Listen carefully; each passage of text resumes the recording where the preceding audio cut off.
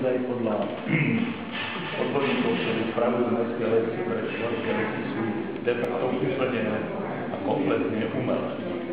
To boli pôvodne hospodárske lesy, teraz sa v nich hospodáruje trochu menej, ale stále sú to umelo vysadené lesy, ktorým chýba diverzita, chýba im pestrosť, chýba im ten autentický podrast a tie autentické vône a aj autentická flóra.